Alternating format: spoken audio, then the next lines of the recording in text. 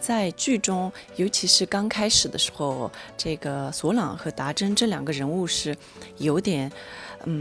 水火不容的感觉，在这方面体现出达珍他是在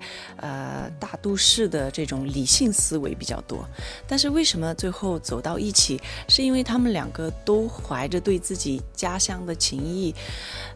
去完成同一个事情，所以他们两个的也是以两个人身上共通的一个点，才走到一起。所以达珍这个人物身上，他是既有藏族人的这种理性，怀着对家乡的情感去想要为家乡做点什么，也有他在处事的时候都市的一种处事的理性思维在。其实因为在剧中呢，这两个人从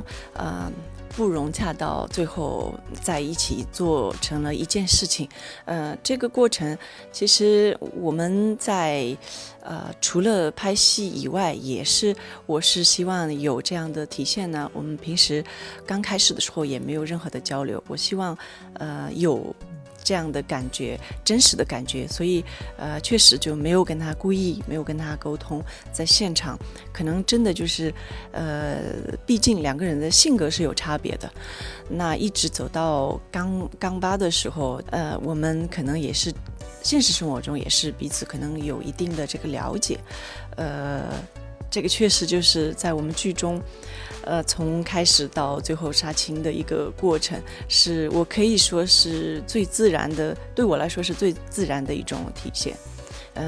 因为他是一个非常直率的人，他在